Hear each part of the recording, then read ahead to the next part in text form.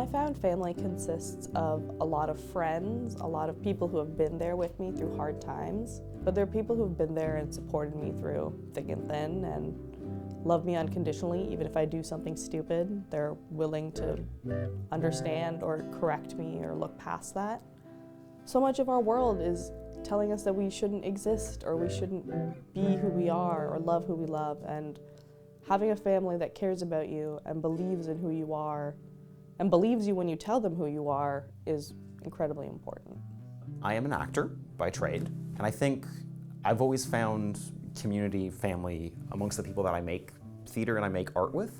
So yeah, a bunch of friends I made through theater school, in university when I did plays. Those were always the people that I bonded with and like got the closest to. There is something about sharing it with other queer people who have the exact same experience, that even if your family like is there in your life, they can get it, but they don't feel it in the pit of their stomach the same way, right? I would say my found family, I've definitely found in my friendships. A lot of my really close friendships. I remember when I was first realizing I was queer, they were the first people that I went to, and I remember coming out to them and all of them being very supportive.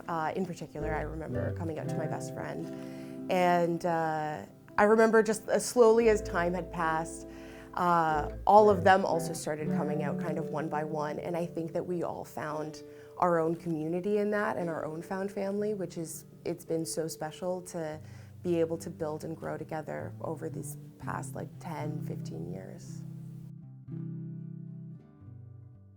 My source of queer joy is the people I surround myself with, from just my buddies and friends to the people throughout my program. I love that they're always there for each other and myself, and I for them. My main source of queer joy is I have a pair of fishnet stockings I bought from Hot Topic, and I get to bust them out on some occasions. Something that brings me a lot of joy is the community that I've found here and being able to go to different events, joining different clubs. I have gotten into so many little like niche hobbies because of this community, and being able to see these people just in passing, but knowing that we're all on the same wavelength has been so beautiful. My main source of queer joy is my fiance. I love her so much. I'm a big wife guy. She's just the kind of person who brings like sunshine into everyone's life, and she's always on the move. She always wants to do something, so life feels like an adventure again, and life feels like, I don't know, worth living and exciting. Queer love for me has impacted my life in many ways. I think that when it comes down to it, everyone wants companionship, whether it is romantic or platonic. Having those relationships and those connections in your life with people who connect with you or sympathize with your experience or also identify as queer, I think is the highest form of queer love. I think loving unconditionally requires bravery, and I think there's something to the queer experience, which is you have to learn that, and you really have to feel that. Queer love looks like a lot of different things to me. There's the romantic love that I have for my fiance, and there's this filial love that I have for my friends and my chosen family, and I think all those types of love are really important to me, because I think so much of joy can't be experienced alone. The impact of queer love has been healing. It's, yeah, for me, finding romantic queer love felt great, and it also felt sort of freeing in a way. It was nice to be this can be easy, and it can be easy in some ways and hard in other ways. And there's always gonna be difficulties to it, but the fact that the day-to-day of the relationship is just oh, this is just loving another person. And that's fucking complicated enough. That doesn't need anything else. Growing up, I didn't really see any representation of people like me. No one really talked about the fact that Tamil people could be queer, and that Tamil people could be agender or just not fit in that binary.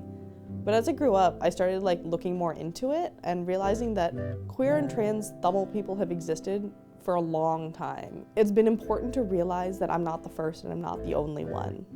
Queer representation in media has been really interesting for me. I think growing up in a more religious household, I never sought out that kind of material. And so I was never exposed to it. And I think that contributed to why I never saw being queer as an option for myself. I started seeking out that media for my own consumption. And I watched anything and everything possible. I remember just like looking up like queer on Netflix, and I like, especially during COVID, I would just watch everything available to me. And I think just consuming as much queer representation as possible just helped frame that there are so many different ways to be queer and there are different relationships in queerness. And I think that that has done wonders for my self-esteem, and knowing that there isn't just one mold on how to be queer. You can be queer however you are. I want to say Frank Ocean, but again, that's like, I was pretty old at that point. I was like in my 20s. You know, like, why did it take that long for me to see someone who I'm like, oh, they're talking about a lived experience that resonates with me? The first queer-coded celebrity that I became attached to in a way was Harry Styles, for just the way that he's so accepting of everyone around him and confident in himself, and also his style and being so fluid with the way he presents himself. I just love it and admire him for it.